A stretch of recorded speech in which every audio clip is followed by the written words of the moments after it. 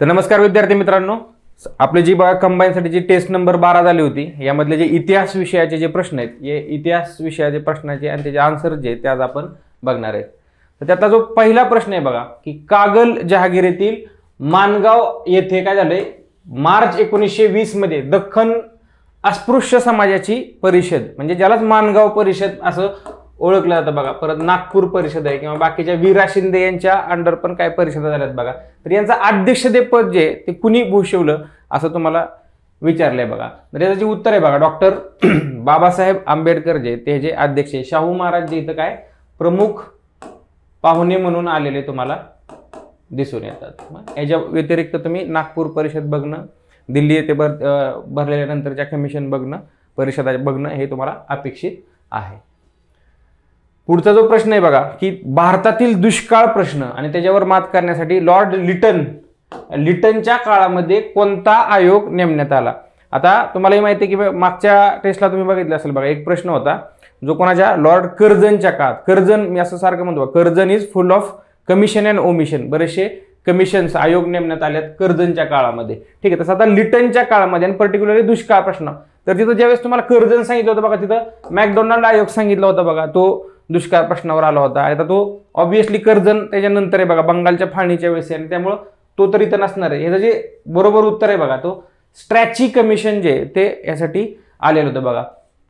Colonel Smith किंवा Campbell हा तुम्हाला माहिती आहे की जॉन लॉरेन्स जो आहे बघा, लॉरेन्सच्या काळामध्ये हा आलेला तुम्हाला दिसून येतो. तसा स्मिथ आयोग कधी आहे किंवा दुष्काळ प्रश्नावर कोणते कोणते आयोग नेमण्यात आले हे तुम्ही बघणं अपेक्षित आहे बघा. याचं जे उत्तर आहे ते स्ट्रॅची कमिशन जे आहे ते स्ट्रॅची कमिशन याच्यासाठी लिटन याच्या काळात 1880-81 मध्ये काय अपॉइंट केलेलं तुम्हाला दिसून येतं. आता काँग्रेसचं सेशन आणि बघा लोकांची पाऊस थंडी यामुळे गैरसोय होऊ नये यासाठी काँग्रेसची अधिवेशनं ही डिसेंबर महिन्यात न भरवता इथून पुढं काय मार्च मध्येच घ्यावी असं कधी ठरलं. तर हे तुम्हाला माहित पाहिजे बघा. जसं पहिलं तुम्हाला माहिती आहे की खेड्याकडे चला, आणि त्यानंतर मग काँग्रेसचं जे सेशन पहिल्यांदी खेड्यामध्ये झालं. फैजपूर सेशन जे आहे बघा, जळगाव जिल्ह्यामध्ये येतं.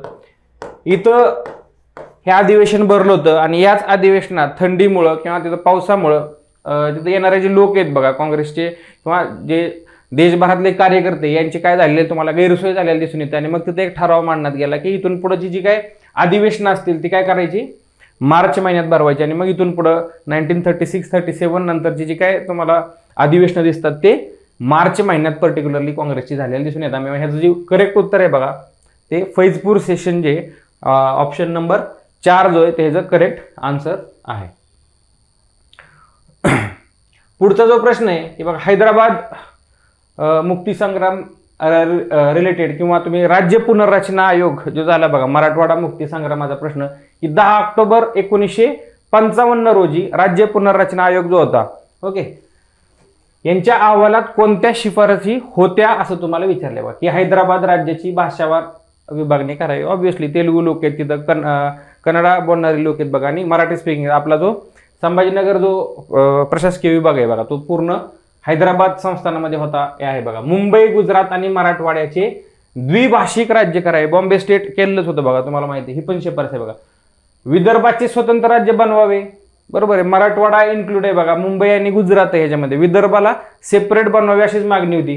3 नंबरचे जे स्टेटमेंट आहे बघा, पूर्वीच्या मुंबई राज्यातील 4 तेलुगू भाषिक जिल्हे एकत्र करून मैसूर. आता मैसूर राज्यात तेलुगू भाषिक जिल्हे एकत्र करून असणार आहे का? तर ऑब्व्हियसली या मैसूरचंच पुढं 1973 पॉलिटीमध्ये तुम्ही बघितलं असेल की कर्नाटका असं नामकरण झाले. मग कर्नाटका म्हणले हे तेलुगू भाषिक असणार आहे का? नाही, तर ते कानडी भाषिक आहे किंवा कन्नडा ज्याला म्हणतो आपण. आणि मग तुम्हाला कोणत्या शिफारशी होत्या विचारलं ते मग क जे आहे बघा ते फक्त शिफारस नसणार आहे तुमची, ओके. आणि बाकी ज्या शिफारसी सगळ्या अ, ब आणि ड या 4ही शिफारसी याच्यामध्ये दिसून येतात.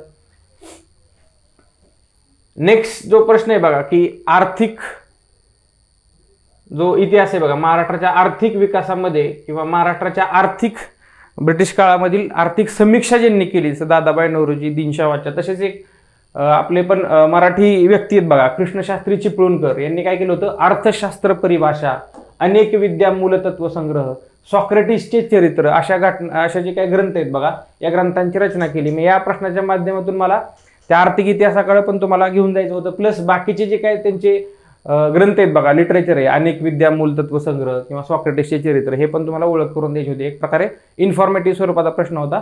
कृष्णशास्त्री चिपळूणकर याचं करेक्ट आन्सर आहे बघा. बऱ्याच वेळा विष्णू शास्त्री आणि कृष्णशास्त्री चिपळूणकरांमध्ये लोक कन्फ्यूज होताना मुलं दिसून येतात तुम्हाला.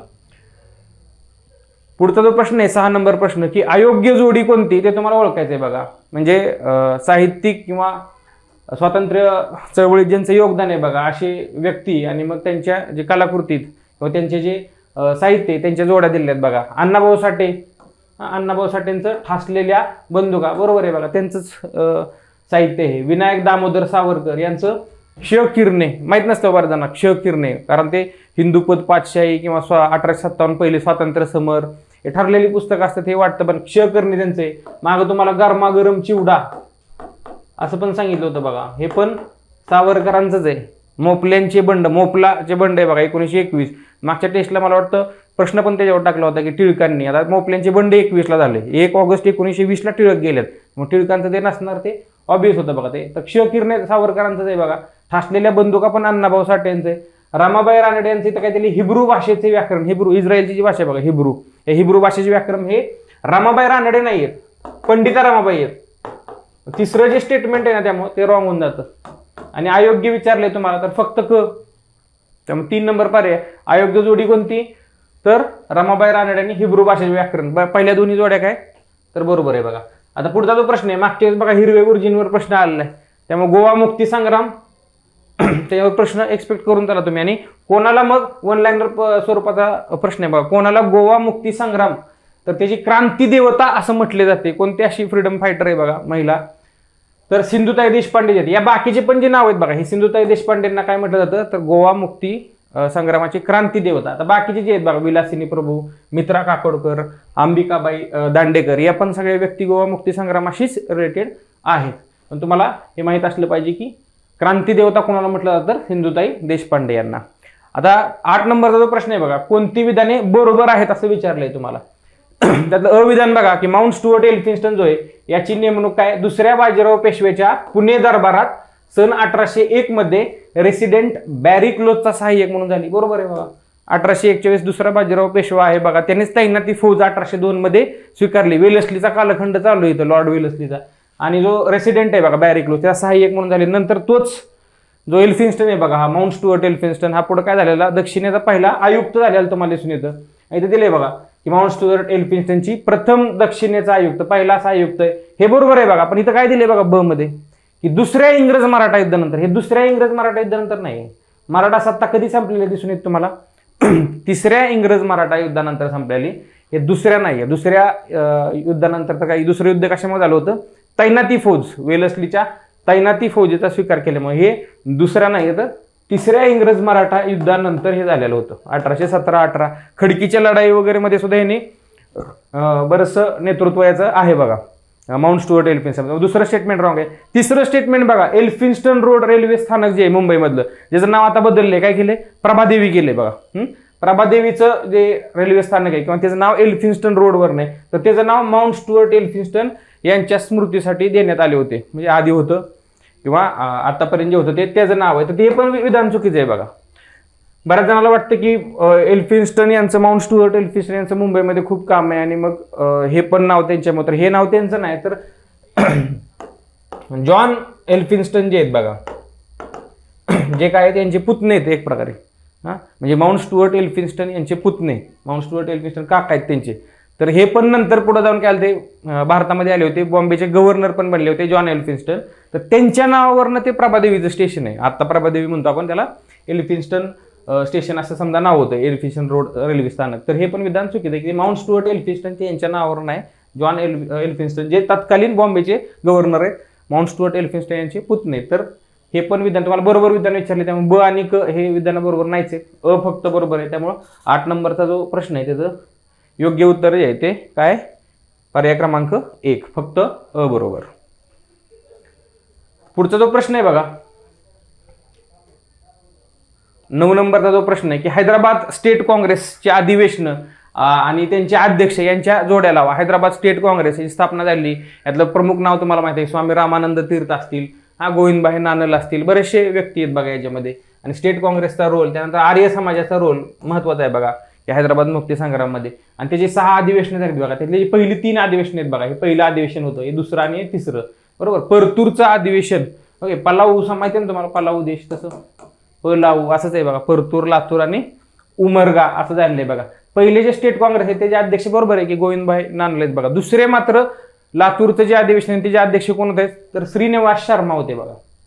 आणि तिसरं जे सेशन होतं बघा त्याचं अध्यक्ष कोण आहे, काशीनाथ वैद्य आहेत बघा. मग कोणत्या अधिवेशन जे बघा झालंय की त्याचे आनंद वाघमारे जे आहेत बघा, तर ते अध्यक्ष होते हे तुम्ही मला सांगायचं आहे बघा. आणि याच्या व्यतिरिक्त बाकीचे जे 3 अधिवेशन आहे, लास्टचे जे सेशन होतं की तो होतं काय होतं ते सांगा मला, की आनंद वाघमारे जे आहेत ते कोणत्या सेशनचे काय अध्यक्ष होते.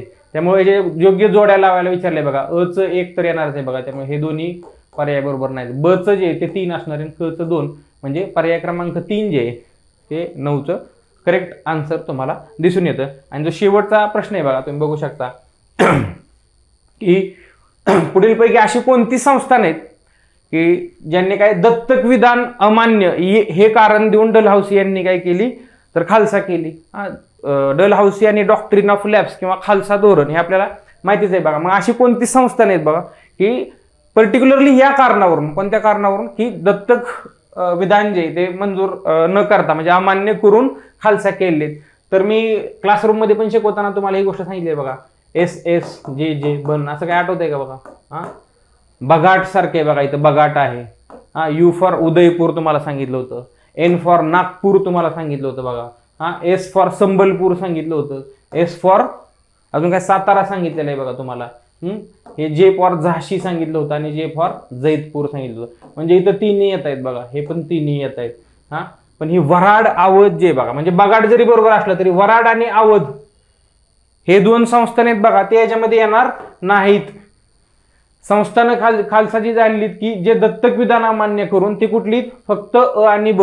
आता क का नाही तर तुम्हाला सांगितलं की ही संस्थानं खालसा जरूर केलीत. आता वराड तर प्रांत आहे जो हैदराबादच्या अंडर येत होता बघा, आणि तैनाती फौजेचा जो खर्च आहे तो खर्च देऊ न शकल्यामुळे वराड प्रांत जोडून घेतलाय. आवध जो आहे तो काय केलेला आहे, अराजकता ज्याला म्हणतो आपण, व्यवस्थित कारभार नाही हे कारण देऊन खालसा केलेलं आहे. खालसा नक्की केले. तुम्हाला विचारले की दत्तक विधान नामंजूर करून कोणते खालसा केले तर हे 2च येतील बघा, फक्त अ आणि ब हे जर करेक्ट आन्सर असणार आहे. तर हे सगळे होते बघा हिस्ट्री या विषयाचे प्रश्न. Okay, thank you. टेस्ट क्रमांक 12 मधले जे जॉग्राफीचे आणि इकॉनॉमिक्सचे क्वेश्चन होते त्या क्वेश्चनचं आपल्याला या ठिकाणी विश्लेषण बघायचं आहे. बघा, जॉग्राफीचे जे क्वेश्चन्स होते ते सुरू होत आहे आपले क्वेश्चन नंबर 11 पासून. आणि या ठिकाणी आपला जो क्वेश्चन नंबर 11 होता त्या ठिकाणी तुम्हाला अयोग्य जोडी ओळखा असं विचारलं होतं. बेसिकली तुम्हाला त्या ठिकाणी 4 जोड्या दिलेल्या होत्या. एका बाजूला तुम्हाला घाटांची नावं दिलेली आहे आणि दुसऱ्या बाजूला जो जनरल टाईपचा क्वेश्चन असतो की जिथे तुम्हाला ज्या शहरांच्या दरम्यान तो आहे त्या 2 शहरांची नावं इथे दिलेली असतात. पण आपण काय केले, आपण राष्ट्रीय महामार्ग या ठिकाणी घेतले होते. सो कुठला घाट हा कुठल्या राष्ट्रीय महामार्गावरती आहे या अनुषंगाचे हे प्रश्न होते.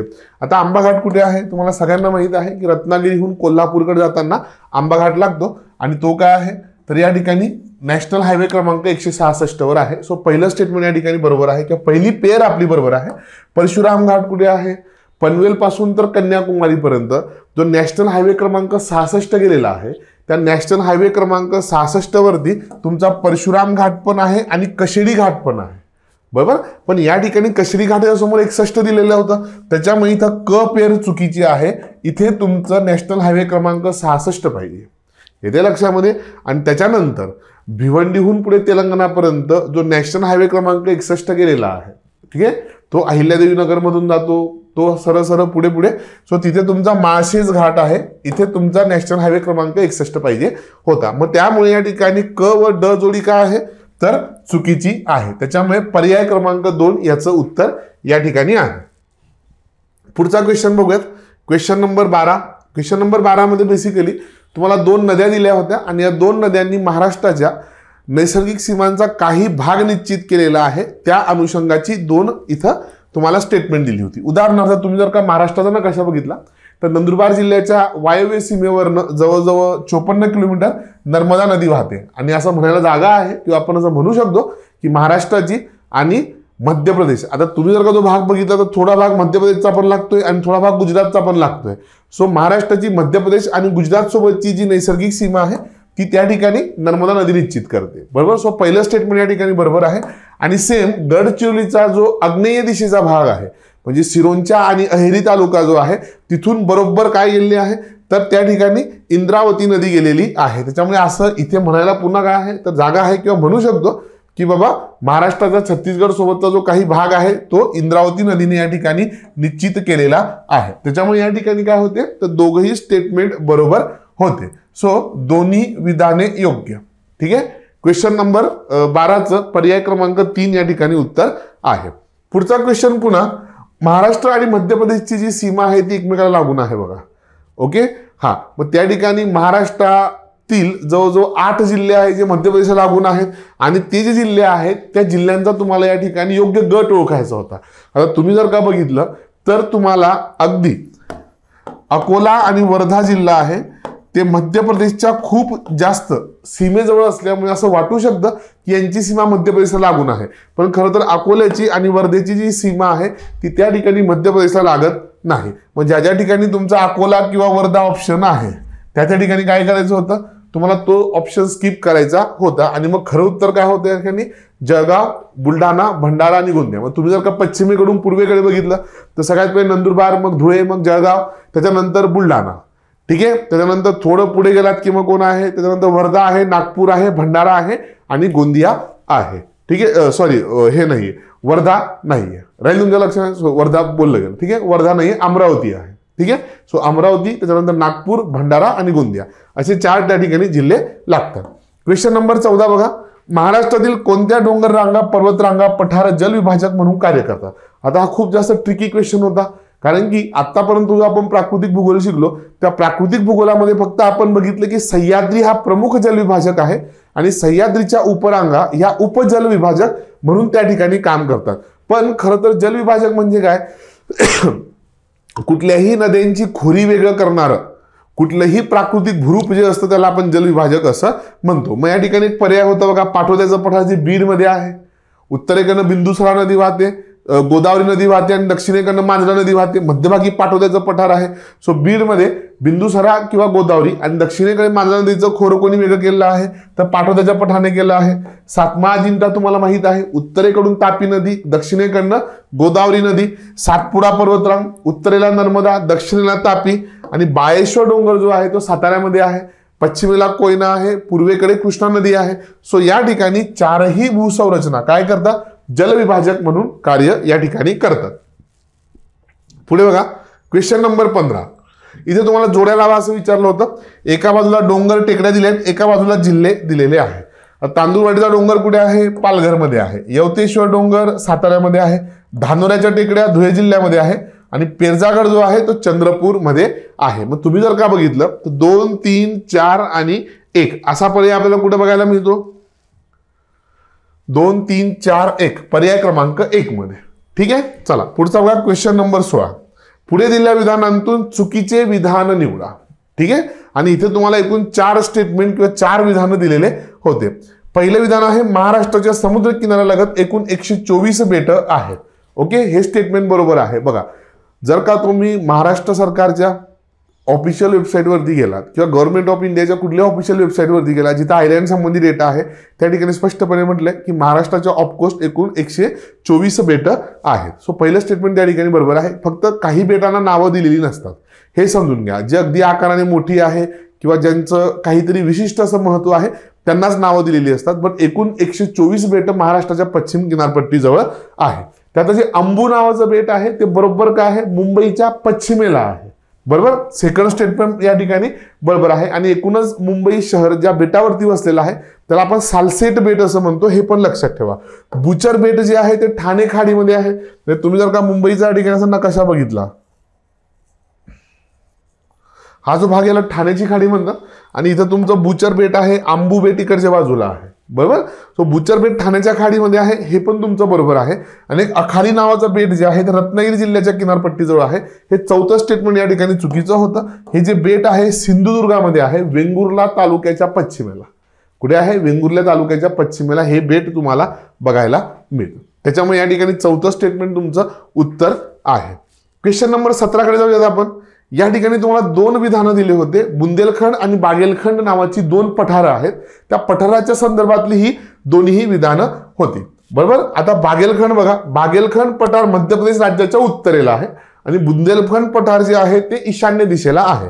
आता या ठिकाणी जर का तुम्ही मध्य प्रदेशचा नकाशा असा बघितला, ओके, तर तुम्हाला नकाशा बघितल्यानंतर लक्षात येईल की ऍक्च्युली बागेलखंड पठार हे ईशान्य दिशेला आहे. ओके, बागेलखंड पठार जे आहे ते ईशान्य दिशेला आहे आणि बुंदेलखंड पठार जे आहे ते उत्तरेला. या ठिकाणी जो उत्तर प्रदेशचा भाग लागतो आहे, जो उत्तर प्रदेश आणि मध्य प्रदेश या दोन राज्यांमध्ये उत्तरेला तुमचं बुंदेलखंड पठार आहे. शब्द काय केले होते, खालीवर केले होते. मग इथं बघा झाशी, ललितपूर, हमीरपूर हे प्रमुख जिल्हे आहे बुंदेलखंड मधले. बागेलखंड मध्ये गेलात तर मग या ठिकाणी रेवा आहे, पन्ना आहे, हे तुमचे बागेलखंड मधले आहे. क्लिअर आहे. चला, सो या ठिकाणी काय होते, दोन्ही विधानं अयोग्य होते. जिथे बुंदेलखंड होतं तिथं बागेलखंड पाहिजे, जिथे बागेलखंड होतं तिथे तुमचं बुंदेलखंड पाहिजे होतं. क्लिअर आहे तुम्हाला इथपर्यंत. चला पुढे जाऊयात. योग्य जोड्या जुळवा. या ठिकाणी तुम्हाला गंगा नदीची सुरुवातीची जी रचना आहे म्हणजे भगीरथी नदी आणि अलकनंदा नदी एकत्र येते. सो भगीरथी आणि अलकनंदा एकत्र येऊन गंगा नदी तयार होते. सो या दोन्ही नद्या एकत्र येण्यापूर्वी अलकनंदा नदीला काही नद्या येऊन मिळतात. ओके, सगळ्यात पहिले ते पिंडार गंगा, पहिले ते धौली गंगा, नंतर येते तुमची त्या ठिकाणी नंदाकिनी, नंतर येते तुमची पिंडार गंगा आणि मग येते मंदाकिनी. सो या ठिकाणी भगीरथी आणि अलकनंदेचा संगम होण्यापूर्वी या चार छोट्या नद्या येऊन मिळतात आणि त्याच्यावरनं काय आहे तर या ठिकाणी वेगवेगळे प्रयाग म्हणजे काय बेसिकली ज्याला आपण संगम असं म्हणतो आणि मग इथे काही संगम तयार झालेले आहेत. म्हणजे कुठले कुठले आहेत बघा. अलकनंदा आणि धौली गंगा जिथे एकत्र येते तो विष्णू प्रयाग आहे. अलकनंदा आणि नंदाकिनी जिथे एकत्र येते तो नंद प्रयाग आहे. अलकनंदा आणि पिंडार गंगा ज्या ठिकाणी एकत्र येतात त्या ठिकाणी कुठला आहे, कर्णप्रयाग आहे आणि मग सगळ्यात शेवटी रुद्रप्रयाग या ठिकाणी आहे. मग तुम्ही जर का बघितलं तर याचं उत्तर किती आहे रे, 2, 4, 3 आणि 1 म्हणजे 18चं उत्तर आहे तुमचं पर्याय क्रमांक 2. ठीक आहे. चला पर्याय क्रमांक 19 बघा. 3 शिखरं आहे आणि त्या 3 शिखरांबद्दलचा हा प्रश्न या ठिकाणी होता. नोकरेक शिखर जे आहे मेघालयामध्ये 3 टेकड्या आहेत बघा. तुम्ही मेघालयचा नकाशा बघितला, गारो, खासी आणि जेटिया. ओके, त्यातलं संपूर्ण मेघालय पठारावरचं जे सर्वोच्च शिखर आहे त्याचं नाव आहे शिलाँग. ते तुमचं खासी टेकड्यांमध्ये आहे. या मधल्या टेकड्या खासी आहे. ठीक आहे. आणि ज्या पहिल्या आहेत त्यांचं नाव आहे गारो आणि या गारो टेकड्यांमध्ये नोकरेक शिखर आहे. कुठलं, नोकरेक. सो नोकरेक शिखर खासी टेकड्यांमध्ये आहे असं म्हटलं होतं म्हणून पहिलं स्टेटमेंट तुमचं रॉंग होतं. छोट्या नागपूरच्या पठारावरचं सर्वोच्च शिखर कुठलं आहे तर ते आहे तुमचं पारसनाथ. दुसरं स्टेटमेंट बरोबर आहे. ओके. आणि त्याच्यानंतर झारखंडमध्ये हे ठिकाण आहे. मधल्या काळात ते चर्चेत पण होतं. आणि सिगार नावाचं जे शिखर आहे ते सातपुडा पर्वत रांगेत आहे. पुन्हा हे चुकीचं आहे. पश्चिम विंध्य पर्वतातलं हे सर्वोच्च शिखर आहे. कुठे आहे, विंध्य पर्वत. सो सातपुडा पर्वत रांगेच्या ऐवजी इथं शब्द पाहिजे होता विंध्य. मग तुम्ही जर का बघितलं तर फक्त आणि फक्त तुम्हाला योग्य विधान विचारलं होतं. विधान क्रमांक 2 या ठिकाणी बरोबर आहे. ठीक आहे. म्हणून पर्याय 2 या ठिकाणी आपण उत्तर घेतलेलं आहे. पुन्हा क्वेश्चन नंबर 20 मध्ये आपल्याला या ठिकाणी 2 स्टेटमेंट दिले होते आणि त्याच्याबद्दल मग खाली विचारलं होतं की पश्चिम घाटाची उंची उत्तरेला जास्त आहे आणि पूर्व घाटाची उंची दक्षिणेला जास्त आहे. व्हाईस वर्सा आहे. तुम्ही जर का बघितलं तर द्वीपकल्पीय पठारावरती प्रामुख्याने 2 पर्वतरांगा आहे. पश्चिम किनारपट्टीला पश्चिम घाट आहे समांतर आणि पूर्व किनारपट्टीला पूर्व घाट समांतर आहे. आपण जसं जसं पश्चिम घाटात दक्षिणेकडे येतो म्हणजे केरळमध्ये सर्वोच्च शिखर आहे. सो महाराष्ट्रापेक्षा कर्नाटकपेक्षा केरळमध्ये हाईट जास्त आहे. मग इथे दक्षिणेकडे उंची वाढत जाते. तर पूर्व घाटाची उंची मात्र कुठे जास्त आहे, उत्तरेला जास्त आहे. म्हणजे आंध्र प्रदेश आणि ओरिसा राज्याच्या सीमेवरती. तुम्ही जसं जसं पूर्व घाटात खाली येतात पूर्व घाटामध्ये इथं खूप साऱ्या छोट्या छोट्या टेकड्या आहेत किंवा पूर्व घाटाची उंची एकदम कमी कमी होत जाते आणि तो फक्त टेकड्यांच्या स्वरूपामध्ये उरतो. सो पश्चिम घाटाची उंची दक्षिणेला जास्त आहे. ठीक आहे. आता हा लॉजिकल क्वेश्चन होता. सर्वोच्च शिखर केरळमध्ये आहे आणि पूर्व घाटातलं कुठलं आहे, आंध्र प्रदेशमध्ये आहे. सो ऑब्वियस आहे की पूर्व घाटाची उंची उत्तरेला जास्त आहे. क्लिअर. त्याच्यामुळे या ठिकाणी काय आहे, दोन्हीही विधानं अयोग्य आहेत. पर्याय क्रमांक 4. पुढचं बघा. क्वेश्चन नंबर 21 पासून या ठिकाणी आपलं इकॉनॉमिक्स सुरू झालेलं आहे. जर का तुम्ही क्वेश्चन नंबर 21 बघितला या ठिकाणी इकॉनॉमिक्स आहे. ओके. हा बघा या ठिकाणी तुम्हाला दिलं होतं की लघु वित्त बँका स्थापन करण्यासाठी आरबीआयची काही मार्गदर्शक तत्वे आहे. ही मार्गदर्शक तत्व तुम्हाला पाहूनच काय करावं लागतं, तर लघु वित्त बँकांची स्थापना करावी लागते. मग तुम्ही जर का बघितलं तर या ठिकाणी तुम्हाला 3 स्टेटमेंट दिले होते, बरोबर. किमान भागभांडवल 100 कोटी असलं पाहिजे लघु वित्त बँकांसाठी, पहिलं स्टेटमेंट बरोबर आहे. परवाना देताना छोट्या ग्राहकांना सेवा देण्याची क्षमता व स्थानिक भागावर लक्ष हे तुमचं निकष असले पाहिजे आणि ते तुम्ही ध्यानात ठेवले पाहिजे. दुसरं पण बरोबर आहे. तिसऱ्या स्टेटमेंटमध्ये म्हटलेलं आहे की अग्रक्रम क्षेत्र. अग्रक्रम क्षेत्र म्हणजे काय, असं क्षेत्र ज्यांना कुणीही कर्ज पुरवठा सहजासहजी देत नाही. मग त्यामध्ये सीमांत शेतकरी आहे, शेतमजूर आहे, ठीक आहे, समाजातले दुर्बल घटक आहेत, या सगळ्यांना एकूण 100% कर्ज पुरवठा करावा लागेल आणि त्यामध्ये छोट्या व्यावसायिकांचा आणि कृषीचा समावेश असेल. तो तिसरं स्टेटमेंट चुकीचं आहे.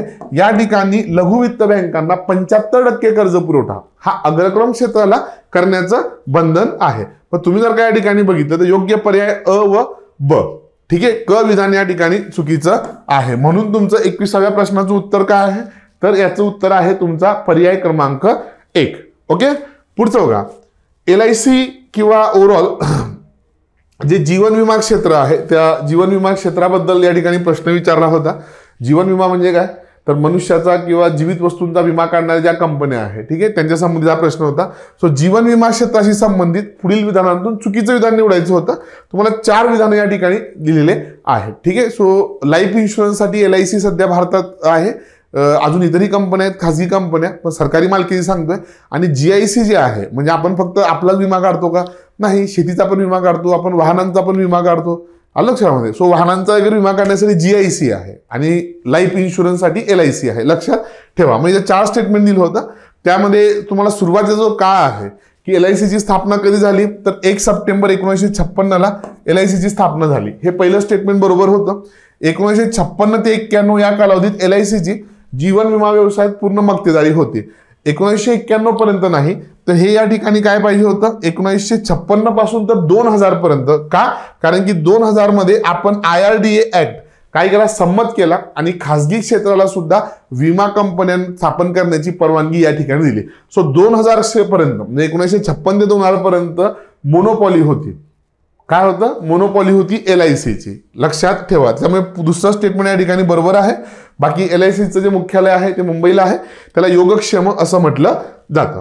पुढचं बघा, क्वेश्चन नंबर 23 मध्ये या ठिकाणी 22चं उत्तर या ठिकाणी 2 आहे, लक्षात घ्या.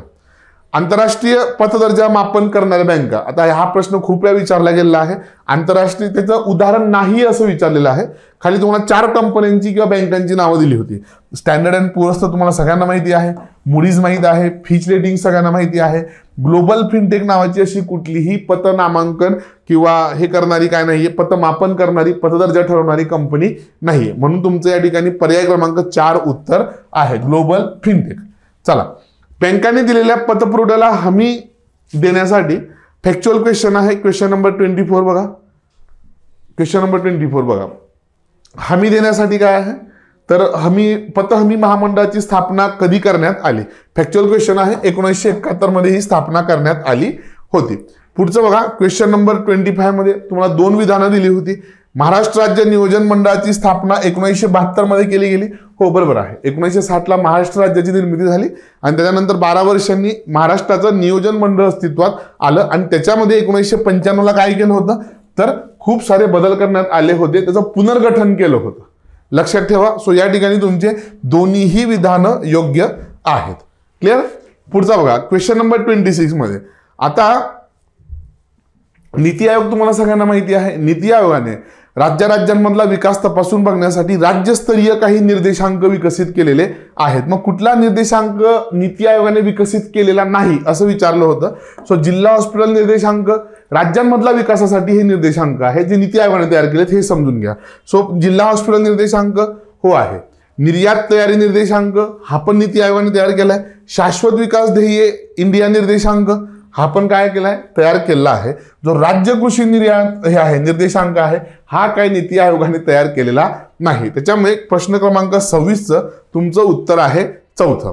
पुढचा अतिशय सोपा प्रश्न होता की अर्थव्यवस्थेमध्ये जेव्हा संरचनाच बदलते, जसं की समजा एखादी अर्थव्यवस्था ही समाजवादी अर्थव्यवस्थेकडनं भांडवलशाहीकडे जाते आहे किंवा एखादी अर्थव्यवस्था भांडवलशाहीकडनं समाजवादीकडे जाते आहे, तेव्हा अर्थव्यवस्थेची पूर्ण संरचना बदलणार असते. आणि जेव्हा अशी अर्थव्यवस्थेची संरचना बदलते तेव्हा संरचना बदलत असताना जी बेरोजगारी निर्माण होते तिला आपण काय म्हणतो, तर संरचनात्मक बेरोजगारी असं म्हणतो. सो 27चं आन्सर अगदी सोपं होतं, पर्याय क्रमांक 1 ते होतं. क्वेश्चन नंबर 28 बघा. 1901 पासून भारताच्या लोकसंख्येच्या वाढीचा अभ्यास केला तर आपल्याला एकूण 4 टप्पे दिसून येतात आणि त्याच्यातला एक टप्पा असा आहे ज्यामध्ये लोकसंख्येची वाढ जी आहे ती कशी आहे, खूप जास्त आहे, पण घसरत्या दराचे चिन्ह आहे. म्हणजे काय, लोकसंख्या वाढते पण जो वाढण्याचा दर आहे तो हळूहळू कमी होत गेला. मग असा कालखंड कुठला आहे, तर 1981 ते 2011. 1981 पासून तर 2000 पर्यंत बघितलं तर लोकसंख्या काय होते, झपाट्याने वाढते.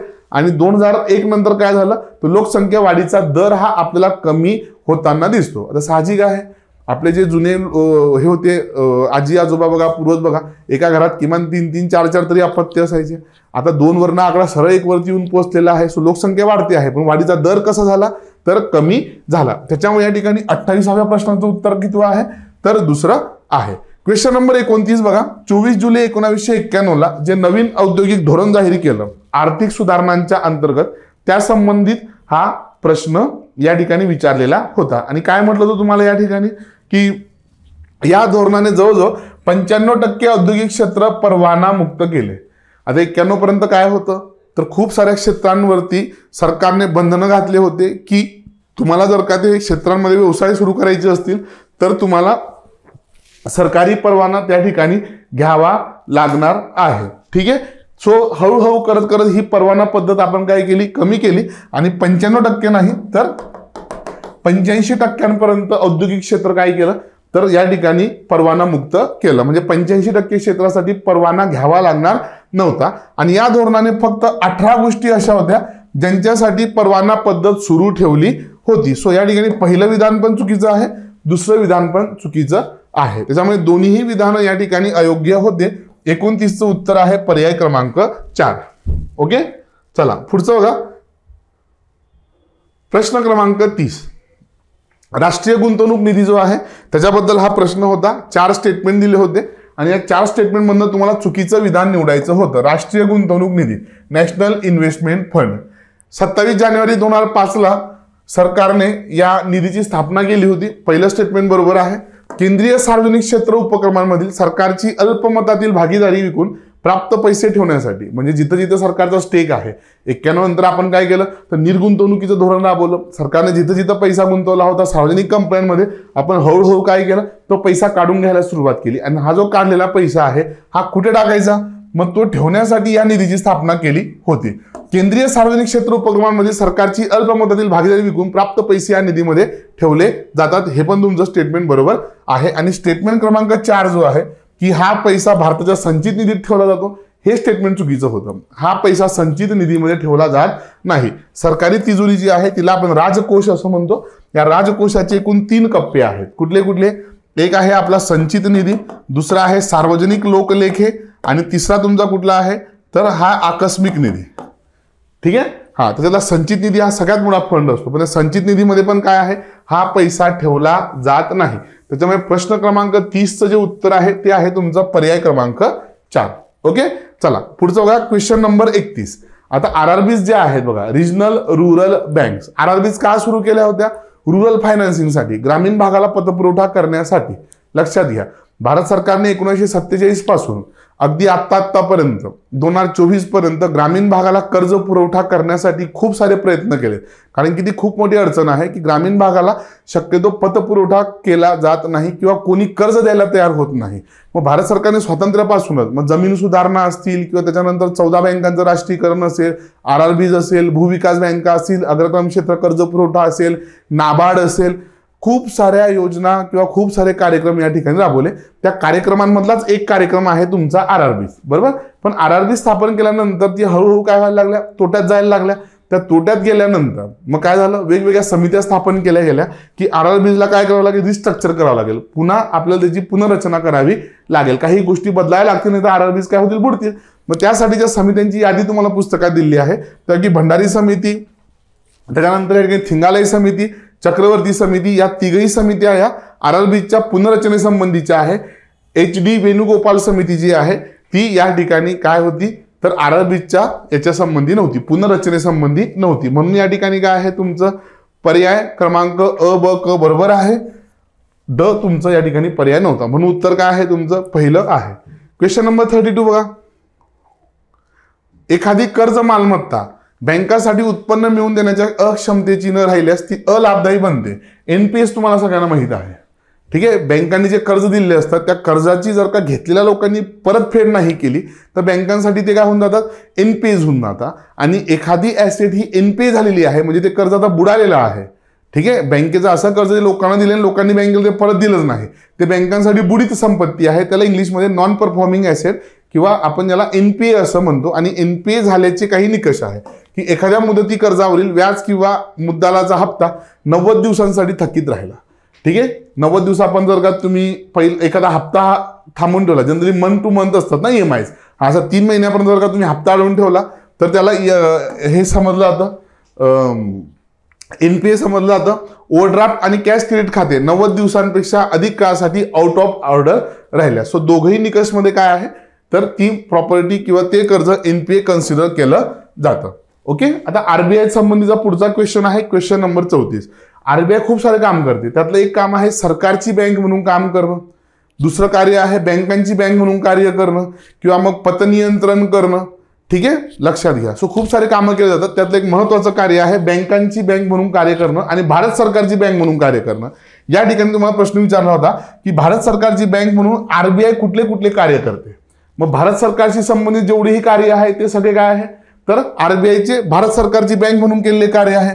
सरकारचा सर्वसाधारण बँकांविषयी सेवा उपलब्ध करून देणे, बरोबर आहे. लक्षात घ्या, भारत तुमच्यावरती जो काही सरकार जो काही तुमच्यावरती पैसा खर्च करतो आहे तो सगळा पैसा कुठे ठेवलाय, तुम्ही RBI मध्ये ठेवलाय किंवा तो RBIच्या मदतीनेच काय केला जातोय, बाहेर काढला जातोय. सरकारला आलेले चेक, ड्राफ्ट इत्यादींचे पैसे वसूल करणे हे पण बरोबर आहे. सरकारच्या वतीने लोकांची देणी देणे, तुम्हाला जे लाडकी बहिणीचे पैसे वगैरे येत आहेत सगळं तिथूनच आहे. बँकांना विविध सेवा उपलब्ध करून देणे. आता या ठिकाणी पर्याय क्रमांक ब जो आहे तो काही संबंधित आहे तर RBIची बँकांची बँक म्हणून कार्य करण्याची. ठीक आहे, हा तर पर्याय क्रमांक ब हा बँकांची बँक म्हणून कार्य करण्याची जी क्षमता आहे त्याच्याशी संबंधित आहे. मग तुम्ही जर का बघितलं तर या ठिकाणी अ, क व ड पर्याय क्रमांक 4 याचं उत्तर आहे. पुढचं बघा, पुढीलपैकी कोणता भाग हा भारतीय भांडवली बाजाराचा भाग नाही. ठीक आहे, भारतीय भांडवली याचे बाजाराचे प्रामुख्याने 4 भाग पडतात आणि त्याच्यामध्ये असलेला हा जो आहे बघा आंतरराष्ट्रीय रोखे बाजार हा काय नाहीये, त्याचा भाग नाहीये. लक्षात घ्या. ओके, त्याच्यात राष्ट्रीय रोखे बाजार त्याचा भाग आहे, आंतरराष्ट्रीय रोखे बाजार त्याचा भाग नाही. प्रश्न क्रमांक 35 बघा, पुढील विधाने विचारात घ्या. या ठिकाणी तुम्हाला 2 स्टेटमेंट दिलेले होते. 13 ऑक्टोबर 2010 रोजी रिझर्व्ह बँकेने नाबार्डमधील आपली सर्व भागीदारी भारत सरकारला विकली. खरं तर RBI ही काय आहे, बँकांची बँक आहे. ठीक आहे, ती भारत सरकारची बँक आहे आणि अशा भारत सरकारच्या बँकेने कुठल्याही बँकेचं मालक असू नये. म्हणजे बँक एखाद्या बँकेची मालक असू शकते का तर असं म्हटलं की नाही, एखादी बँक बँकेची मालक असू शकत नाही. म्हणून काय केलं, RBIची मालकी होती नाबार्ड, लक्षात घ्या, किंवा नाबार्ड जी होती ती RBIच्या मालकीची होती. म्हणून हळूहळू काय केलं तर सर्व भागीदारी RBIने त्या ठिकाणी विकून टाकली. आणि ही जी शिफारस होती की RBIने कुठल्याही बँकेची मालकी स्वतःजवळ असू नये ही नरसिंहन 2 समितीने काय केली होती त्या ठिकाणी सुचवलेली होती. नरसिंहन 2 कमिटी या ठिकाणी लक्षात ठेवा. ओके, हा मग इथे जर का तुम्ही बघितलं तर तुम्हाला 2 या ठिकाणी स्टेटमेंट दिलेले आहेत. तर या ठिकाणचं जे अ स्टेटमेंट आहे ते बरोबर आहे, दुसरं विधान मात्र बरोबर नाही, म्हणून फक्त विधान अयोग्य आहे. नरसिंहन 1 समिती नाहीये, नरसिंहन 2 समिती या ठिकाणी तुमचा पर्याय पाहिजे होता. ठीक आहे, चला. सो पुढचे जे क्वेश्चन आहे ते सर कंटिन्यू करतील. थँक्यू. नमस्कार विद्यार्थी मित्रांनो, आपली कंबाईनची जी आहे 12वी टेस्ट आहे बघा, शेवटची टेस्ट आहे. या टेस्टमधलं जे आहे करंट अफेअर्स आणि पॉलिटी ते प्रश्न आपण बघणार आहोत. आता सध्या रिसेंटली जे आहे अभिजात भाषेचा दर्जा मराठीला मिळालेला आहे. तुम्हाला प्रश्न जे आहे 36 नंबर, खालीलपैकी कोणत्या भाषेला सर्वप्रथम अभिजात भाषेचा दर्जा मिळाला. उत्तर जे आहे तर ते याचं तमिळ आहे बघा. आपल्याला संस्कृत वाटू शकतं आणि मग त्याच्याकरता जे आहे म्हणून हा प्रश्न घेतला होता, तमिळ आहे बघा. 2024चं साहित्याचा नोबेल मिळालेल्या लेखिका हान कांग ज्या आहे त्या कोणत्या देशाच्या आहेत तर त्या दक्षिण कोरियाच्या आहेत. नोबेलवर प्रश्न रुटीन विचारले जातात. 2024चं शांततेचं नोबेल मिळालेली निहोन हिंदको हिबाकुशा ही संस्था जी आहे ती कुठल्या देशाची आहे, तर ती जपानची आहे बघा. आता बघा, शांततेचं नोबेल, साहित्याचं नोबेल याच्यावर प्रश्न विचारण्याचे चान्सेस खूप जास्त असतात, म्हणून आपण हे बघितलं. शांघाय कोऑपरेशन ऑर्गनायझेशनची स्थापना कधी झालेली आहे, 2009 मध्ये जे आहे तर ती स्थापना आहे बघा. पंतप्रधान नरेंद्र मोदींना भेट देण्यात आलेलं चकचक आणि कोरोवाई हे पारंपरिक पदार्थ कुठल्या देशातले होते, तर रशियामधले होते. ते रशियाला गेले होते. तुम्हाला याचा करंटमध्ये फोटो पण दाखवला होता बघा on screen. Diary of home minister या पुस्तकाचे लेखक कोण आहेत, तर अनिल देशमुख यांचं हे बुक आहे बघा. कारण ते होम मिनिस्टर असताना ज्या काही घडामोडी घडल्या होत्या महाविकास आघाडीच्या सरकारच्या दरम्यान, तिच्यामुळे जे आहे हे पुस्तक त्यांनी लिहिलं. खालीलपैकी कोणत्या राज्याने देशी गायींना राज्य गोमातेचा दर्जा दिलेला आहे, तर उत्तर आहे महाराष्ट्र. महाराष्ट्राने राज्य देशी गायींना जे आहे, देशी गायींना राज्य माता गोमातेचा दर्जा दिलेला आहे बघा. प्राचीन आणि ऐतिहासिक वस्तूंचं नुकसान केल्यास कोणत्या शिक्षेची तरतूद आहे बघा. 2 वर्ष तुरुंगवास आणि 1 लाख रुपयापर्यंत दंड असं याच्यामध्ये आहे. 2022चा दादासाहेब फाळके पुरस्कार कुणाला जाहीर झालेला आहे बघा. 2022चा जो पुरस्कार तो मिथुन चक्रवर्ती यांना जाहीर झालेला आहे. ओके. भारताचे कितवे सरन्यायाधीश म्हणून सर्वोच्च न्यायालयाचे न्यायाधीश संजीव खन्ना यांची निवड झालेली आहे. उत्तर आहे 51 जे आहे. कर्नाटक उच्च न्यायालयाचे माजी न्यायमूर्ती जे होते के.एस. पुट्टास्वामी यांचं निधन झालं. के.एस. पुट्टास्वामी हे जे आहे आधार खटल्यामध्ये आपण बघितलेले आहेत आणि खाजगीपणाचा घटनात्मक अधिकार जो आहे त्याच्यासाठी ते ओळखले जातात बघा. त्याच्यानंतर जे आहे भारताचा सर्वात मोठा आयातदार देश कुठला असा प्रश्न आहे तुम्हाला. भारताचा सगळ्यात मोठा शस्त्रास्त्र आयातदार देश जो आहे तो आर्मेनिया हा आहे बघा. लक्ष्मी विलास राजवाड्यामध्ये स्पेनचे जे आहेत बघा पंतप्रधान त्यांच्या जेवणाचा कार्यक्रम आपण घेतला होता, हा बडोद्यामध्ये आहे. खालीलपैकी कुठे शोधलेल्या नवीन सापाच्या प्रजातीला हॉलिवूड अभिनेता आणि निर्माता लिओनार्डो डिकॅप्रिओचं नाव दिलेलं आहे बघा. सो लिओनार्डो डिकॅप्रिओचं नाव जे दिलेलं आहे तर ते आपण जे आहे पश्चिम हिमालय जे आहे तर त्याच्यासाठी दिलेला आहे बघा. 49 नंबरचा जो तुमचा प्रश्न आहे पश्चिम हिमालयामध्ये हे सापडलेला आहे बघा. त्याच्यानंतर 21व्या पशुगणनेत किती प्राण्यांच्या प्रजातींची माहिती संकलित होणार आहे. 16 प्राण्यांच्या प्रजातींची माहिती याच्यामध्ये संकलित होणार आहे बघा. त्याच्यानंतर पॉलिटीचे प्रश्न बघा. 51 नंबरचा जो प्रश्न आहे की केंद्रशासित प्रदेशांसंबंधी तरतुदी घटनेच्या भाग क्रमांक 8 मध्ये आहे. बरोबर आहे बघा. पुदुचेरीसाठी जे आहे 14व्या घटनादुरुस्तीमध्ये आहेत आणि इथं जे आहे आर्टिकल 239A आपल्या दिल्लीचं लक्षात ठेवा, ते महत्त्वाचं आहे. घटनाकर्त्यांनी भारतीय कायदेमंडळाची रचना जी आहे कशानुसार केलेली आहे, तर ब्रिटननुसार केलेली आहे. ब्रिटनचं कायदेमंडळ जे आहे त्याच्यानुसार जी आहे ही रचना आहे. त्याच्यानंतर मुख्यमंत्री राज्यपालांना खालीलपैकी कोणकोणत्या नियुक्तीसाठी सल्ला देतात बघा. आता मुख्यमंत्री कोणाकोणाच्या नियुक्तीसाठी सल्ला देतात तर तिच्यामध्ये राज्याचे महाधिवक्ता आहेत बघा. राज्य लोकसेवा निवडणूक आयोगाचे अध्यक्ष जे आहेत, राज्य लोकसेवा आयोगाचे सदस्य जे आहेत, राज्य निवडणूक आयोग जे आहे बघा. सो ओव्हरऑल जे आहे याच्यासाठी जे आहे सल्ला इथं दिला जातो. उच्च न्यायालयाच्या याच्यासाठी जे आहे हे सुप्रीम कोर्ट कोलेजियममधून होतं. सो तुमचं उत्तर जे आहे अ ब क ड. खालीलपैकी जे आहे कोणाकोणाच्या शपथेचे नमुने घटनेमध्ये जे आहेत तर ते नमूद आहेत. सो इथं राष्ट्रपती जे आहेत बघा आर्टिकल 36. ओके. राष्ट्रपती जे आहेत आर्टिकल 60 जे आहे 60. ओके. त्याच्यानंतर जे आहे राज्यपाल जे आहेत बघा 159 आर्टिकल जे आहे 159 आणि याच्यामध्ये जे आहे उपराष्ट्रपती यांचं एक असतं बघा 69 जे आहे ते व्हाईस प्रेसिडेंटसाठी आहे. सो तुम्हाला इथं जे आहे राष्ट्रपती राज्यपाल जे आहे बघा अ आणि क. त्याच्यानंतर जे आहे विधानसभा अध्यक्षांचा कालावधी विधानसभेच्या कालावधी इतका असतो तो बरोबर आहे तर तेवढाच असतो बघा नियर अबाउट 5 इयर्स. विधानसभा अध्यक्षांची नेमणूक राज्यपाल मुख्यमंत्र्यांच्या सल्ल्यानुसार करतात, हे मात्र जे आहे चुकीचं आहे. जे निवडून आलेले सदस्य आहेत त्यांच्या हिच्यातून केलं जातं. आत्ता जे आहे विधानसभेचे जे आहेत बघा राहुल नार्वेकर ते अध्यक्ष झाले आणि विधान परिषद जी आहे रामचंद्र. सो ओव्हरऑल जे आहे उच्च न्यायालयाचे जे आहे इतर न्यायाधीशांची मुख्य न्यायाधीश वगळता संख्या जी आहे कोण ठरवतं. सो हायकोर्टाचे जे आपले जे आहेत बघा जजेस आहेत त्यांची जी संख्या असते तर ती राष्ट्रपतीद्वारे जे आहे ठरवली जाते. 6व्या शेड्यूलमध्ये कोणकोणत्या राज्यांना तरतुदी लागू आहे बघा. याला ATM स्क्वेअर जे आहे म्हटलं आता मिझोराम, त्रिपुरा, आसाम, मेघालय जे आहे बघा. ओके. सो एकंदर जे आहे हे 4 स्टेट याच्यामध्ये येतात. त्याच्यानंतर जे आहे बघा आंतरराज्य परिषदेचा जर आपण विचार केला तर आंतरराज्य परिषदेचं साठी कलम कुठलं आहे 263 जे आहे बघा. ओके. याच्यामध्ये जे आहे 263. त्याच्यानंतर भारतीय राज्यघटनेनुसार आर्थिक न्यायाचं तत्व कुठल्या भागामध्ये समाविष्ट केलं जातं तर याचं उत्तर जे आहे याच्यामध्ये तर ते अ आणि ब जे आहे बघा प्रिएम्बल ॲज वेल ॲज DPSP जे आहे, राज्य धोरणाची मार्गदर्शक तत्व, आर्थिक न्याय, इकॉनॉमिक जस्टिस जे आहे बघा दोघीकडे आहे. त्यानंतर पुढचा प्रश्न आपला, रीट काढणं उच्च न्यायालयासाठी ऐच्छिक आहे का? तर नाही. फंडामेंटल राईट जर असेल बघा आर्टिकल 226 तर तुम्हाला रीट काढणं अपेक्षित आहे, तिथं कंपल्शन आहे. आर्टिकल 32 सुप्रीम कोर्टासाठी आहे. ओके. 226 अंतर्गत इथं जे आहे तर रीट निघू शकतं, मूलभूत हक्क मार्गदर्शन तत्व जे आहे. सो 60 नंबरचा जो प्रश्न आहे बघा आपला, त्याचं उत्तर जे आहे तर ते फक्त ब असं आहे बघा. भारताच्या राष्ट्रपतींना ऑर्डिनन्ससाठी जे आहे तर ते कलम जे आहे 123. सोपा प्रश्न होता बघा हा. त्याच्यानंतर जे आहे की राज्य लोकसेवा आयोगाच्या अध्यक्ष आणि सदस्यांची नेमणूक राज्यपालामार्फत होते. राज्य लोकसेवा आयोगाचे अध्यक्ष आणि सदस्य त्यांच्या पदाचा राजीनामा राज्यपालाकडे देऊ शकतात. आता बघा तुम्हाला मग मुख्यमंत्री कुणाच्या सल्ल्याने जे आहे कुणाच्या नेमणुकीसाठी सल्ला देतात असा प्रश्न होता. तुम्हाला एका पेपरमध्ये दुसऱ्या प्रश्नाची हिंट मिळू शकते. सो ते इथं महत्त्वाचं आहे. आणि इथं जे आहे अ आणि ब. राज्यातील शहरी क्षेत्र आणि शहरी स्थानिक स्वराज्य संस्था कोण जाहीर करतं बघा. सो 63 नंबरचा प्रश्न जो आहे त्याच्यामध्ये राज्यपाल जे आहे. खालीलपैकी योग्य विधानं जी आहे ती निवडायची आहे बघा तुम्हाला. हिच्यामध्ये जे आहे जिल्हा परिषद अध्यक्ष आपल्या पदाचा राजीनामा विभागीय आयुक्त यांच्याकडे देतात बघा. आणि जिल्हा परिषद उपाध्यक्ष यांच्या विरोधात अविश्वास ठराव मांडता येत नाही, हे चुकीचं आहे, मांडता येतो. ओके. सो हे जे आहे खालीलपैकी कोणत्या महानगरपालिकेला कार्यभार विशेष अधिनियम कायद्याद्वारे संचलित होतं? उत्तर आहे नागपूर. सो आतापर्यंत जे आहे बघा टोटल आपण जे आहे 12 टेस्ट ज्या आहेत तर त्या घेतलेल्या आहेत. आपल्या 12 टेस्टची शेवटची टेस्ट होती.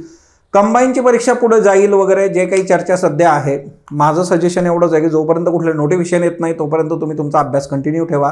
याच्यामध्ये खंड पडू देऊ नका. बऱ्याचदा आपण रिलॅक्स होतो आणि त्याच्यामुळे आपला लॉस होतो बघा. So best of luck all of you. याच्या उपर तुम्हाला काही पाहिजे असेल तर तुम्ही कमेंट बॉक्समध्ये सांगू शकता. धन्यवाद. नमस्कार सर्वांना. चला सायन्सचे क्वेश्चन्स बघूयात.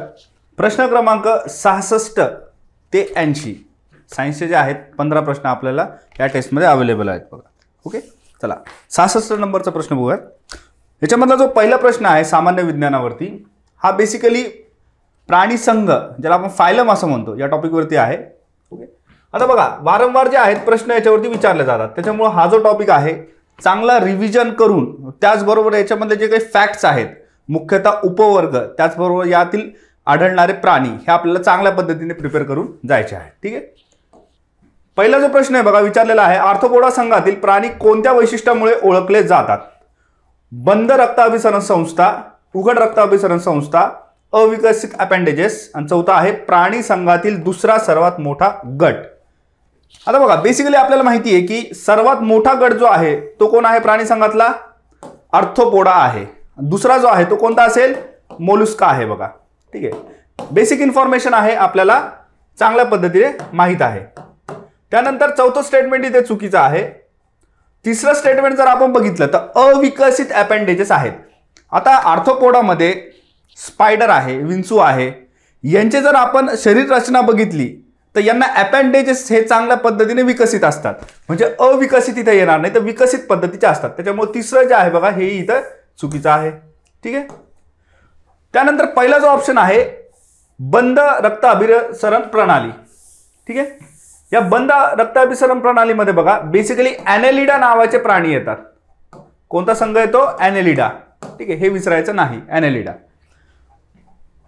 त्याचबरोबर उघडमध्ये जर आपण बघितलं तर मोलुस्का आणि त्याचबरोबर आर्थ्रोपोडा हे दोन महत्वाचे प्राणी संघ येतात. म्हणजे उत्तर काय असेल आपलं? दुसरा क्रमांक आहे उघड रक्ताभिसरण संस्था. ठीक आहे. चला पुढचा प्रश्न बघूया. प्रश्न क्रमांक 67 आहे, खालीलपैकी कोणते रंग द्रव्य जे आहे थॅलोफायटा मधील लाल शैवालांच्या रोडोफायटा ज्याला आपण म्हणतो त्याच्यामध्ये लाल रंगासाठी मुख्यतः जबाबदार आहेत? आता क्लोरोफिल जो असतो घटक हा मुख्यतः निळा व हिरवा रंग याच्यासाठी फेमस आहे बघा, कारणीभूत आहे. त्याचबरोबर दुसरा जो आहे क्लोरोफिल बी याच्यामध्ये आपल्याला पिवळा व त्याचबरोबर हिरवा हे दोन रंग वैशिष्ट्य आपल्याला बघायला मिळतात वनस्पतीमध्ये. पण फायकोएरिथ्रिन जे आहे याच्यामुळे काय होतं की या शैवालांना जो आहे लाल रंग उपलब्ध होतो, रेड कलर. आता बघा इथे लॉजिकली पण हा क्वेश्चन जो आहे तुम्ही सॉल्व्ह करू शकता. इथे काय दिलेलं आहे बघा, एरिथ्रिन दिलेलं आहे. तुम्हाला माहिती आहे की आरबीसी ज्या असतात ज्याला आपण लाल रक्तपेशी असं म्हणतो यांचं सायंटिफिक नाव काय आहे? एरिथ्रोसाइट्स असं यांना म्हटलं जातं. म्हणजे बघा एरिथ्रोसाइट्स, एरिथ्रिन ठीक आहे. एरिथ्रिन घटक जो आहे त्यांच्यामध्ये पण तिथे सुद्धा लाल कलर प्राप्त होतो. तर एरिथ्रिन एरिथ्रोसाइट्समुळे सुद्धा तुम्ही लॉजिकली याला सॉल्व्ह करू शकता. ठीक आहे. त्यानंतर पुढचा आहे बघा प्रश्न नंबर 68 आहे. इथे विचारलेला आहे की मोनेरा संघातील कोणत्या सूक्ष्मजीवांमध्ये नायट्रोजन स्थिरीकरणाची क्षमता असते. तर ब्ल्यू ग्रीन एल्गी ज्याला आपण म्हणतो, निळे हरित शैवाल, त्यालाच काय म्हटलं जातं, सायनोबॅक्टेरिया असं म्हटलं जातं, ब्ल्यू ग्रीन एल्गी. तर हे जबाबदार असतात नायट्रोजन फिक्सेशनसाठी, ज्याला आपण नायट्रोजन स्थिरीकरण सुद्धा म्हणतो. मायकोप्लाझ्मा काय आहे, मायकोप्लाझ्मा एक अशी जीवाणूची जात आहे ज्याच्यामुळे विविध रोग हे पसरतात, त्याच्यामुळे मायकोप्लाझ्मा जे आहे तिथे येणार नाही.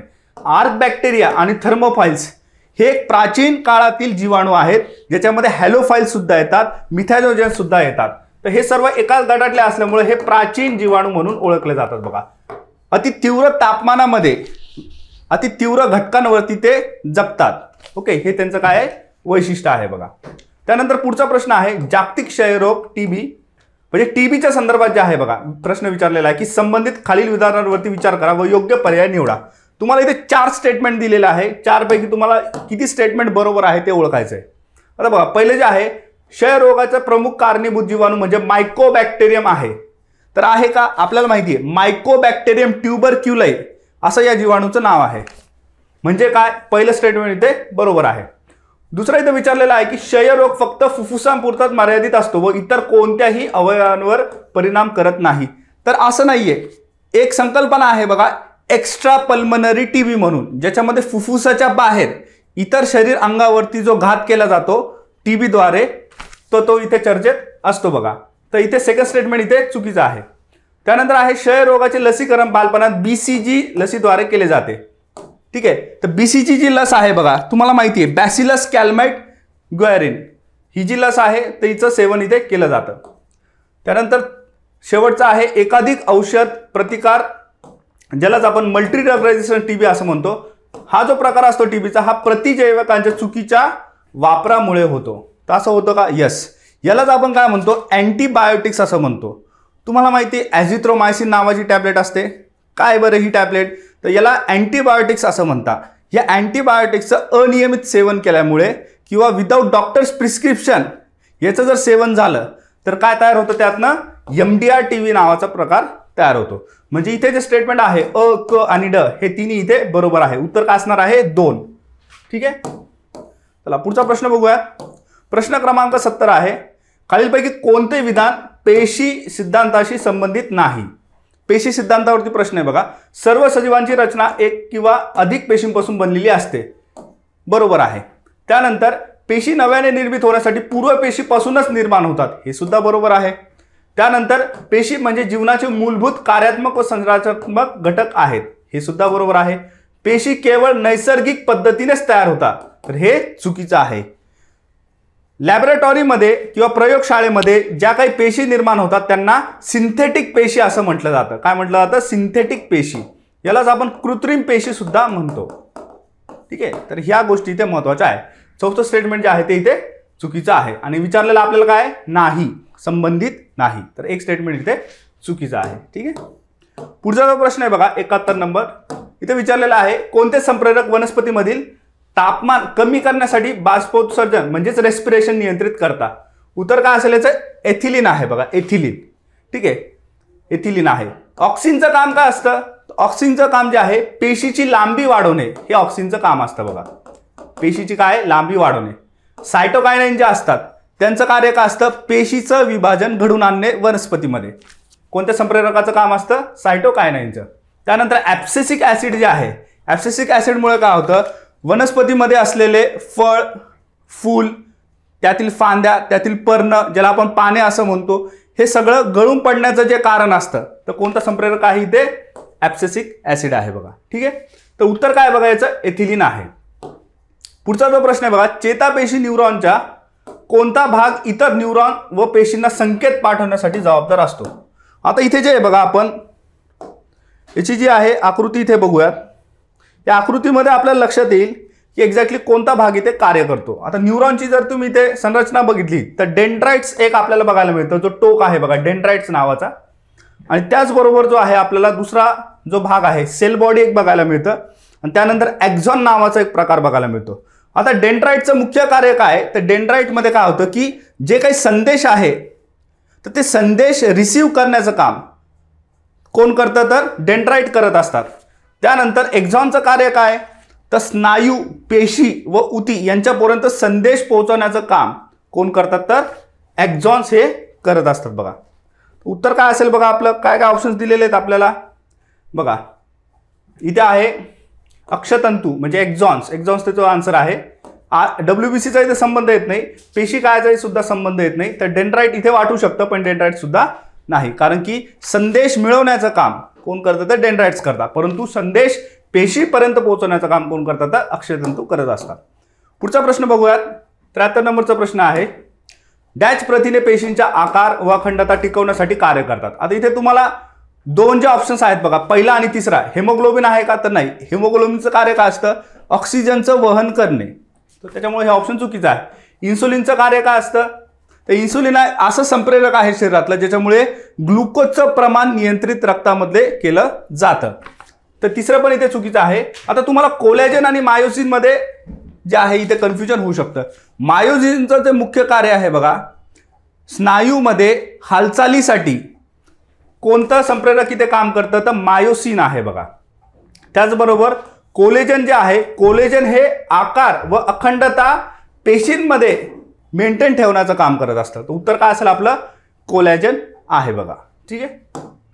त्यानंतर पुढचा प्रश्न आहे 74 नंबरचा प्रश्न आहे, अणूच्या कोणत्या भागामुळे अणु अभिक्रियेमध्ये ऊर्जा मुक्त होते. आता कोणतीही प्रकारची अणु अभिक्रिया जेव्हा होते, ज्याला आपण न्यूक्लिअर रिॲक्शन असं म्हणतो, त्याच्यामध्ये जो न्यूक्लियस असतो तर न्यूक्लियसवरती जो आहे तो मारा केला जातो, म्हणजे ज्याला आपण म्हणतो अणुकेंद्र असं म्हणतो. या अणुकेंद्रामध्ये असलेले प्रोटॉन व न्यूट्रॉन हे काय करतात, ऊर्जा मुक्त करण्याचं कार्य ते करत असतात. ठीक आहे. तर उत्तर काय असणार आहे आपलं, 4 असणार आहे, अणुकेंद्र. ठीक आहे. पुढचा प्रश्न आहे, खालीलपैकी कोणता धातू सर्वाधिक प्रतिक्रियाशील आहे. आता दिलेल्यापैकी बघा विचारलेला आहे, तसं जर डायरेक्टली प्रश्न विचारला की कोणता धातू सर्वाधिक क्रियाशील असतो, तर उत्तर काय असेल तुमचं, पोटॅशियम आहे बघा. उत्तर काय, पोटॅशियम. आता पोटॅशियम आन्सर मध्ये आहे का आपल्या, नाही, ऑप्शन मध्ये आपल्या नाहीये. तर इथे उत्तर काय असेल मग, 2 नंबर जो आहे तो सोडियम असतो बघा. ठीक आहे, सोडियम. सोडियम नंतर जर क्रम आपण बघितला तर आयरन आहे, आयरन नंतर जे आहे 3 नंबरला लीड आहे, लेडच्या नंतर जे आहे 4 नंबरला कॉपर आहे बघा, तांबे. ठीक आहे. तर ह्या पद्धतीने जे आहे आपल्याला उतरता क्रम सुद्धा इथे लावता येतो. शेवटचे 3 सर्वात कमी क्रियाशील असलेले जर धातू आपल्याला बघायचे म्हटले तर कोणकोणते येणार बघा, 3, 2 आणि 1. तर इथे जे आहे बघा, चांदी येणार, त्याचबरोबर सोने येणार, त्यानंतर आहे प्लॅटिनियम येणार बघा. तर प्लॅटिनियम जे आहे ते सर्वात कमी क्रियाशील असलेला काय धातू आहे बघा इथे. ठीक आहे. हायड्रोजन इथे येत नाही, हायड्रोजन वरती आहे बघा, हायड्रोजन क्रियाशील असतो पण प्लॅटिनियम तिथे सर्वात कमी आहे. ठीक आहे. त्यानंतर पुढचा प्रश्न आहे,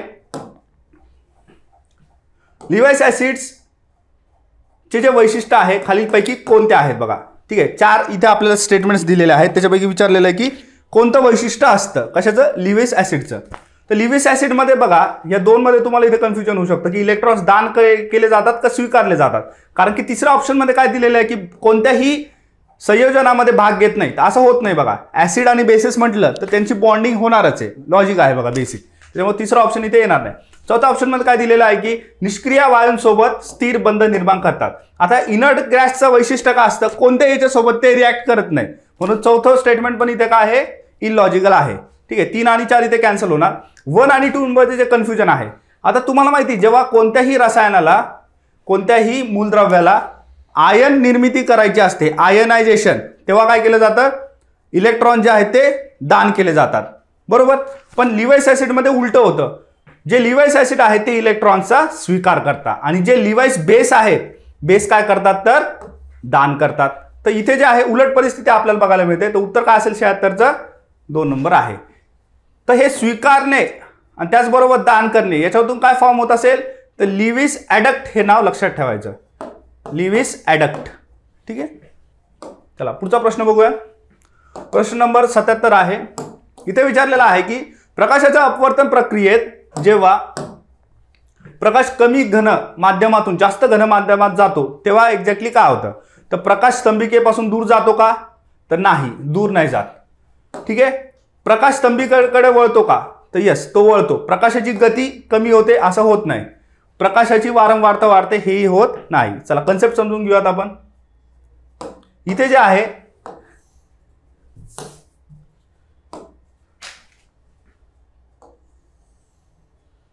ही स्तंभिका आहे बघा. ही काय आहे? स्तंभिका आहे, ज्याला आपण नॉर्मल असं म्हणतो. त्यानंतर दोन माध्यम जर आपण इथे पकडले, एक आहे विरळ माध्यम, त्याचबरोबर आहे घन माध्यम. घन माध्यमामध्ये जर आपण पाण्याचा इथं वापर केला, ठीक आहे, इथे काय आहे? पाणी आहे बघा. ओके, आणि इथे जे आहे हवा आहे. आता हवेमधून जेव्हा प्रकाश किरण जाते तेव्हा काय होते? तर बघा ह्या साईडला जे आहे स्तंभिकेकडे ती झुकते. म्हणजे विरळ माध्यमातून जेव्हा घन माध्यमाकडे प्रकाश किरण जाते तेव्हा ती स्तंभिकेकडे येते. जर घन माध्यमामध्ये वाढ झाली, जशी जशी घनता ही वाढत जाते एखाद्या माध्यमामध्ये, तेव्हा प्रकाश काय होतो? स्तंभिकेकडे अजून झुकतो. ही कन्सेप्ट आपल्याला विसरायची नाही. जर ह्या केसमध्ये जर उलट आपण परिस्थिती पकडली, जर घन माध्यमातून विरळ माध्यमात जात असेल तर प्रकाश कायकडे? तर तो स्तंभिकेपासून दूर जाईल बघा. ठीक आहे, तो काय काय होईल? स्तंभिकेपासून दूर जाईल. ठीक आहे, बेसिक कॉन्सेप्ट आहे बघा फिजिक्समध्ये. ओके, स्टेट बोर्डमध्ये जे आहे बघा तुम्हाला या कन्सेप्ट मिळून जाते. त्यानंतर पुढचा प्रश्न आहे, सोनार प्रणालीत कोणते तत्व वापरून पाण्याखालील वस्तू शोधण्यासाठी उपयोग केला जातो? ओके, एकदम इझी ऑप्शन्स आहेत बघा. ध्वनी तरंगाचा वापर केला जातो. म्हणजे जे परावर्तन घडून येतं ध्वनी तरंगांमध्ये, रिफ्लेक्शन ऑफ साऊंड, तर हे इथे आपल्याला ही केस बघायला मिळते. ठीक आहे, सोनारचा काय फुल फॉर्म आहे विचारल्या जाऊ शकतो. साऊंड नॅव्हिगेशन अँड रेंजिंग, विसरायचं नाही. काय आहे? Sound navigation and ranging. ठीक आहे, त्यानंतर सेकंड लास्ट क्वेश्चन आहे 79 नंबर. क्वांटम भौतिकशास्त्रामध्ये कोणत्या मूलभूत संकल्पनेनुसार कण मोजण्यापर्यंत विविध स्थितीत अस्तित्वात असू शकता? आता बघा इथे लॉजिकली काय करायचं तुम्हाला? स्थिती इथे विचारलेली आहे. स्थिती, पोझिशन. पोझिशन शब्द कुठे येतो बरं? पहिल्याच ऑप्शनमध्ये येतो बघा, सुपर पोझिशन. पोझिशन म्हणजे काय? स्थिती.